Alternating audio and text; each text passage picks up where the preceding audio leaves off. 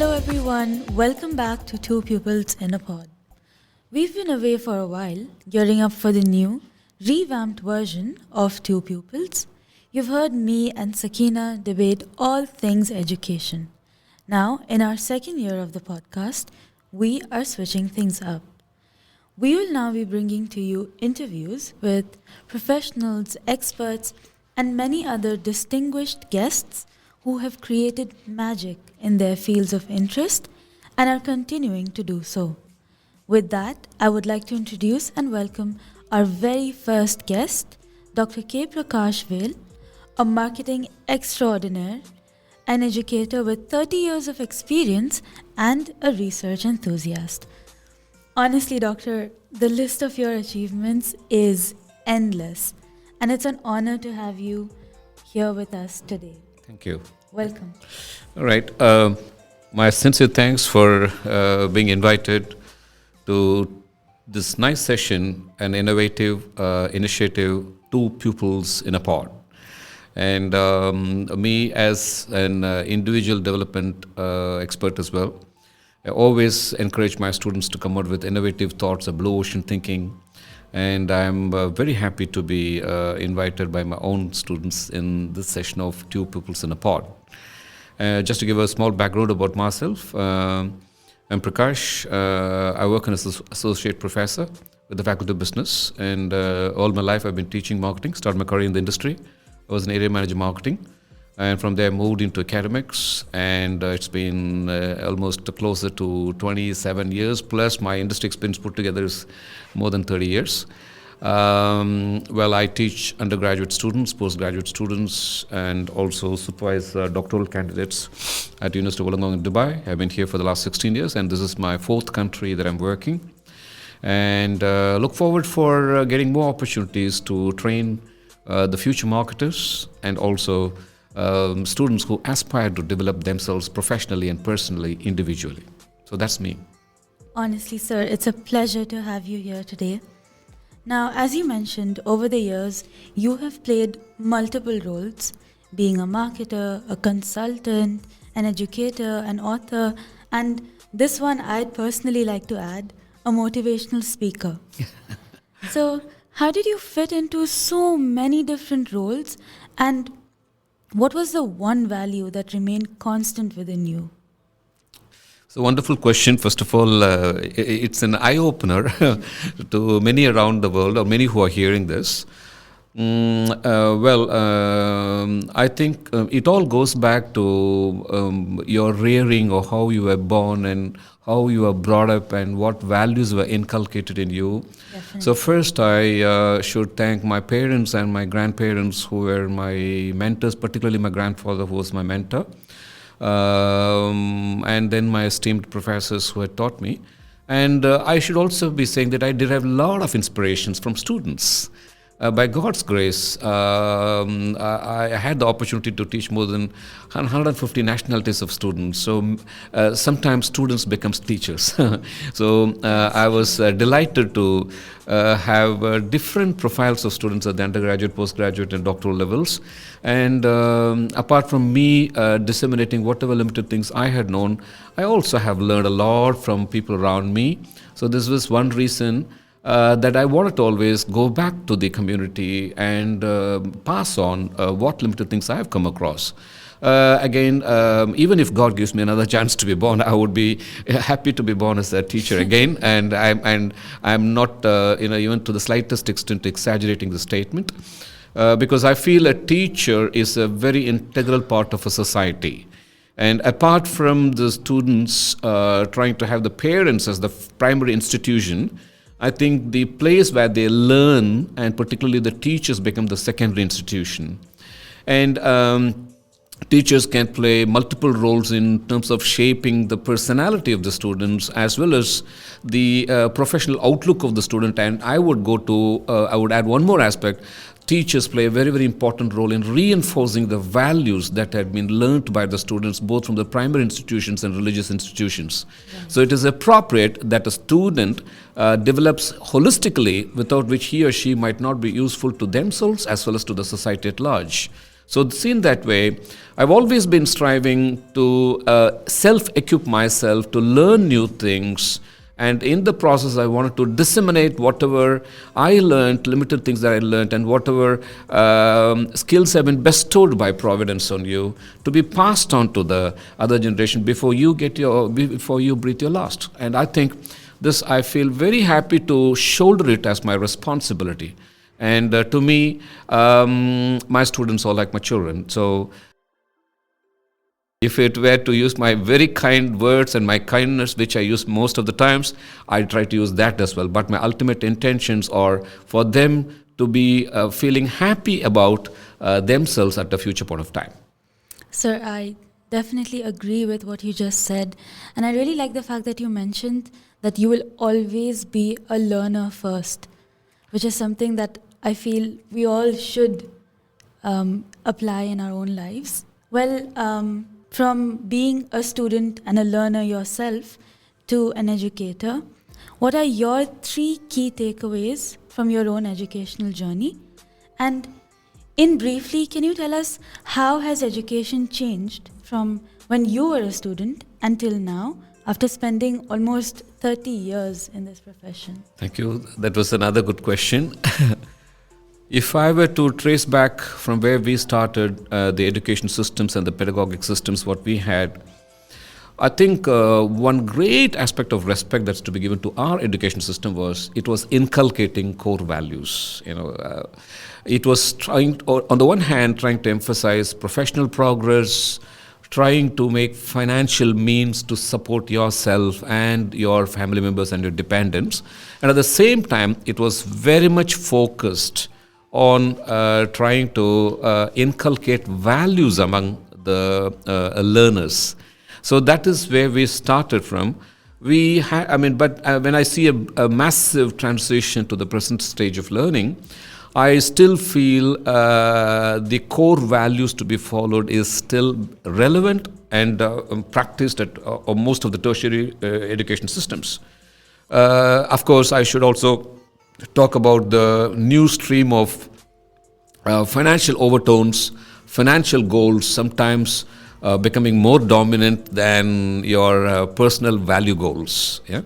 And as a teacher, if I look at it, if I compare the system where I started from and the system where I am in as a teacher to many of them, I feel that new education system, this current education system, apart from emphasizing professional progress, should also very, very strongly talk about core values. And in this question, I was asked about 3 takeaways that I'd like to pass on to the next generation.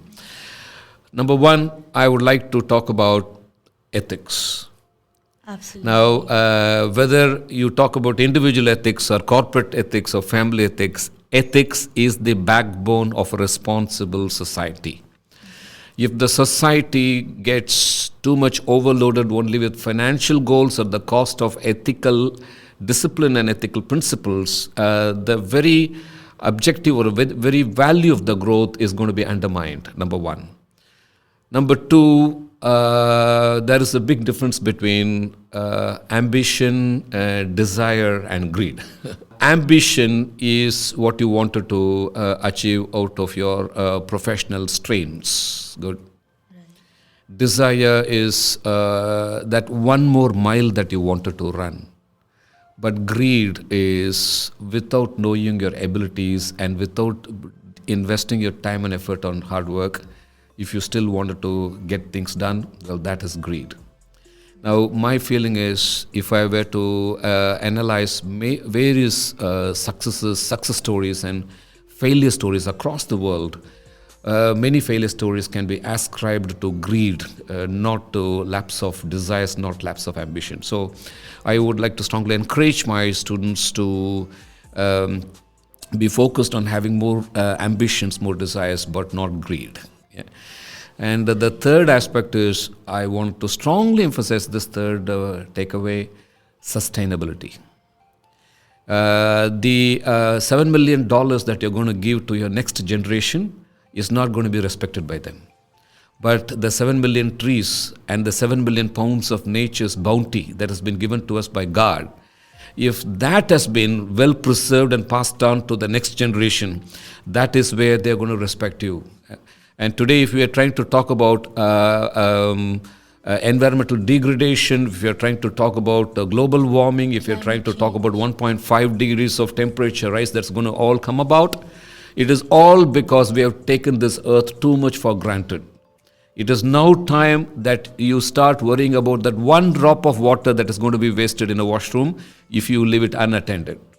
Now, please, these are the three core values that I muster, I shoulder among myself in my side, and I keep constantly energizing and rejuvenating myself at this 50 plus to still be contributory to the world and pass on these three values to my next generation. I think this is the best bet that an academic can do, and this is what I call as honorably passing the baton to the next generation. Right, so there should definitely be a balance between what we want to achieve, what we desire. And I think the only form of greed that should really exist is the greed for knowledge. There you go. This was wonderfully brought out. Thank you very much. Yes, the only greed that is affordable and acceptable is the greed for knowledge. Good. Indeed. Well, Professor, I'm curious to know, at what point in your life did you realize that this is why I do what I do, this is what I've been working for? Like, what was that moment in your life? And what were your life events that led up to it? I only hope that I don't go to any emotional extensions. Yes. I have my great awe for Providence. So when Providence, I think, created mankind, I think he interestingly created people with different backgrounds. Some were born with, given with golden spoon, some were born with silver spoon, some with no spoon. So I think I belong to the third category of having been created with no spoon.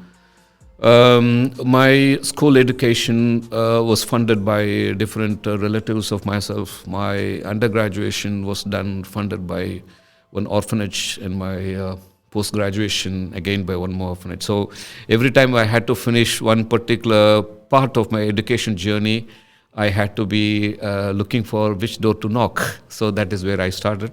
At one stage in my life, I felt, is it all worth this journey, or would I just get into some labor to support my bread and butter and, to do the best possible to my own siblings.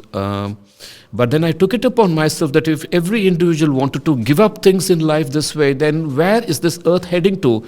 And where is the trust that you have on yourself and that of the Creator? Sometimes I felt like, I don't have a leg, and do I still want to run? I said, no. I started looking at people whose legs were amputated but who were ready to go for a marathon. Then I said, who am I? I said, has Providence not given me with my hands, with my faculties, with my ability to see, with my ability to hear? So I started that journey. I was a gold medalist in my undergraduation. I was a gold medalist in my first master's, second master's. And coming to PhD, a lot of money was needed. And of course, I had the spirit, I had the work, and my professors could support me. The cost of education, they said, Prakash, you should never give up your doctorate studies. And it was in Malaysia that when I was there, I did my PhD. That was a topic pertaining to Malaysia. There were so many people, my colleagues who came and helped me. People gave me information, people gave me financial support, anything what they could afford. And then finally, that dream also God gave me. Finally, I finished my doctorate studies, and my viva was treated as one of the best presentations possible. So my feeling is the life journey is tough. Run that mile. And I think when you run that 1 mile, when you don't even have that energy, you get much more blessings and you get much more spirited. And this is what I try to strongly advocate to my students. Never give up. Life is all not about winning. Life is about doing. Yeah. So even when a project is given to the students, I try to organize industry-based projects for my students, and I could see the happiness. I derive the happiness in seeing my groups of students competing with each other and trying to have the winning title. And on the day of the awarding ceremony, the shouts that they come out of euphoria, along with the parents, is something that keeps me happy for 7 lives. But then those of the teams who have not been able to get the award, when they come to my office, I used to only pat at the back and said, well, life is all not about winning. Life is about doing. And I know that you've done a wonderful job. So now you've learned it. Now you know that how would you want to do that one thing extra. And I'm very happy to share that I've seen people who have been shy to even talk with 2 people now getting the courage and confidence to talk before 300 people. What more blessings, what more happiness can an academic have? So I've seen them shining in their lives, and this is my journey, and I would still persevere to do what best I can. And my daughter is another good reason why I had to run for it, because until I got a child, I was only myself, and I didn't get exposed to a challenging world. But then once when my daughter came to me, I started asking questions myself as to what would I do when she becomes 20 and she says, Daddy, if I can go for masters in higher studies, would I be able to afford it? These are the questions that made me Ben Johnson of running, though I didn't have the legs and the muscles and the energy to even walk, So I think we should try to derive the energy from our environment, take it within ourselves, and start the journey. So you are finally running a single journey by yourself, and it is the single journey that is going to be measured by all concerned. Yeah. So that's my take on that. So I think what you mean to say is that until and unless you take that extra step, that extra mile, you won't get anywhere. And I feel like with the challenges that we have been facing even today with regards to whatever you just mentioned, climate crisis, be it COVID or anything of that regard, I think all it just takes is the push and the right motivation and, of course, deriving energy from the right environment. Absolutely. Well, Professor, you mentioned about Malaysia and all those different countries, and I know for a fact that you have been quite the traveler. You've been invited to several conferences in Germany, Sweden, Japan, London, and even more. So during your trips across the globe, tell us which countries were your favorite and why. Hope I don't get into any troubles. By God's grace, I had an opportunity to present my international papers in different conferences across the world. Rather than saying which of the locations I liked the most, my way of looking at things is every country has its own beauty, and every country has something which is very unique and interesting to learn. When I was in Slovakia, I learned how much they were rooted on research. When I was in Germany, I was more inclined towards learning about process management, as to how process becomes the lifeblood of anything and everything what they do. When I was in Okinawa in Japan, I was taken aback by the amount of energy what they have to sit for a corporate meeting at 10 p.m. in the night. 10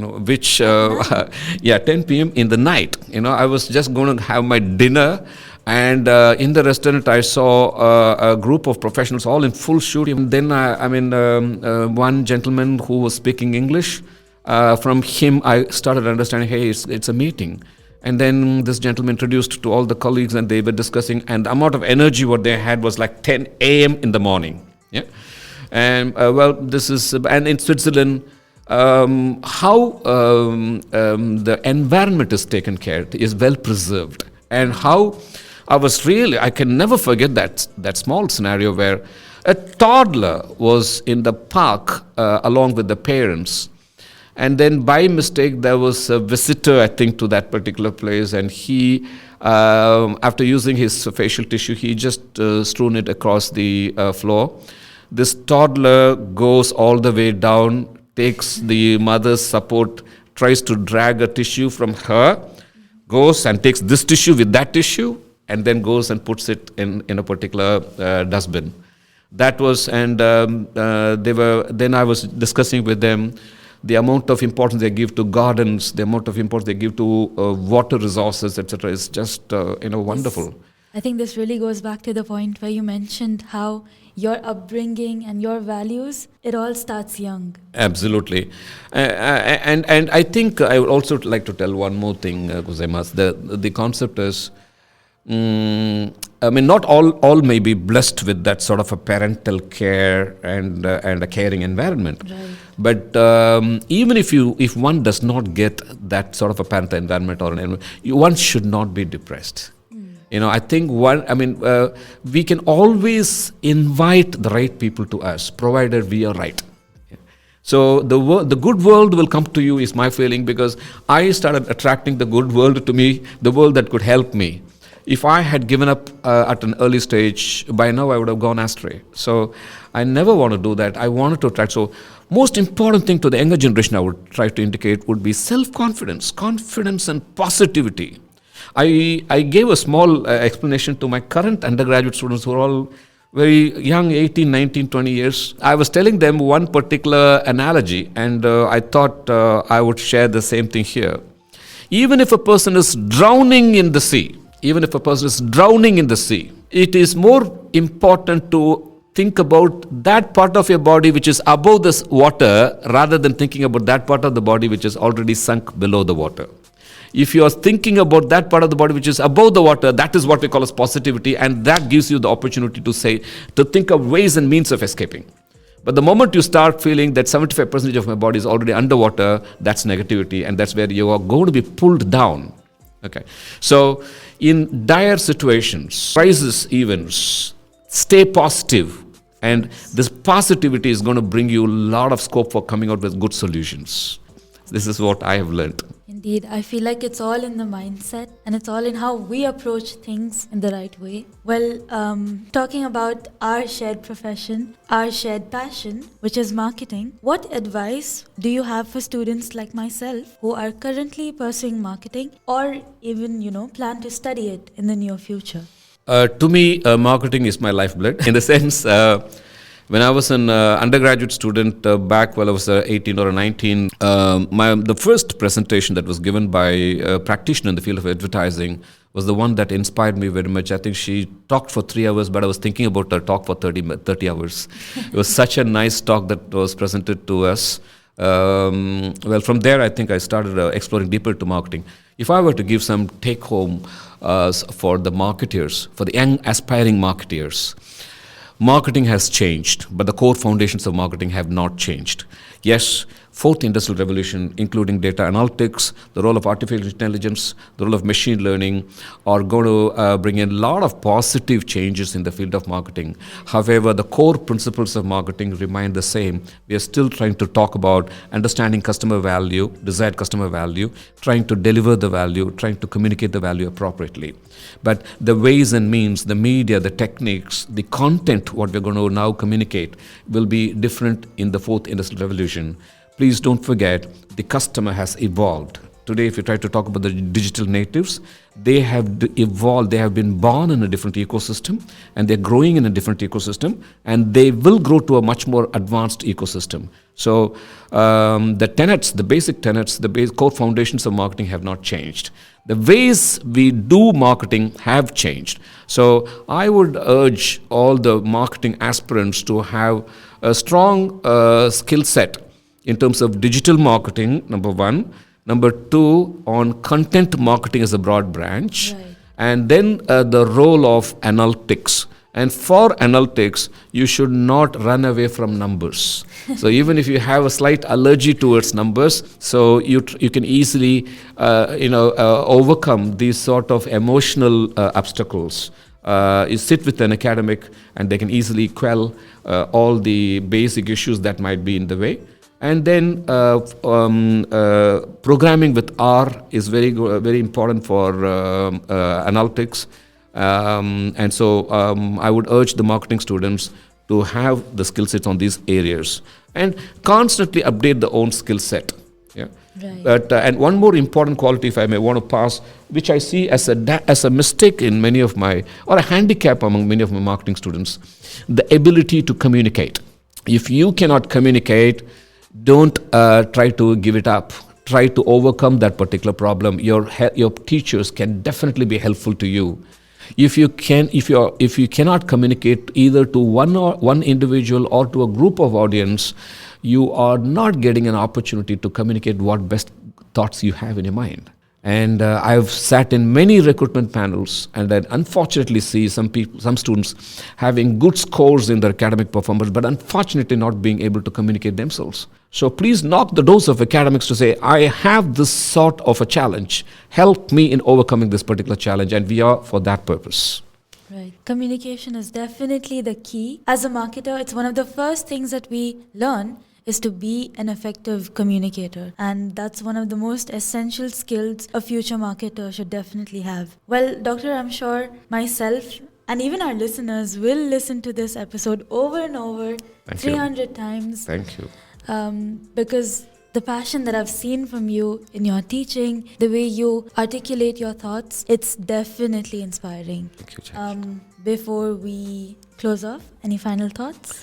Well, I would again like to only re-emphasize the same thing. Give your might, give your energy for getting professional progress, not forgetting that ultimately you should be ethical in life.